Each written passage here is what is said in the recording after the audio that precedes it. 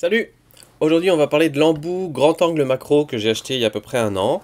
Et donc un an après, où est-ce qu'on en est?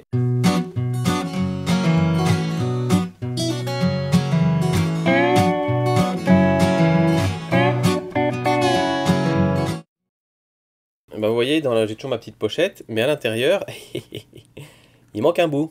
Alors pourquoi il manque un bout? Parce que je l'ai retiré en fait, tout simplement. C'est l'embout grand angle qui, je vous avais dit que j'étais pas tout à fait convaincu par le truc parce que ça créait du vignettage, etc. Et ça agrandissait pas tant que ça l'angle.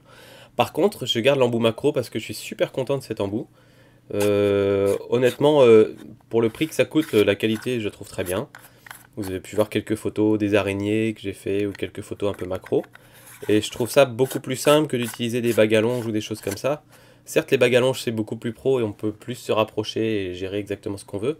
Mais le problème des bagues à longe, c'est que si vous en prenez des pas chers, des bons marchés, il n'y a pas les contacts et donc vous pouvez pas régler la profondeur de champ, vous pouvez pas régler l'ouverture et toutes ces choses-là. Alors que ça vient se mettre juste devant, et donc vous pouvez régler tout ça. Donc finalement, pour mon faible usage de la macro, ça c'est très très bien et ça prend pas beaucoup de place.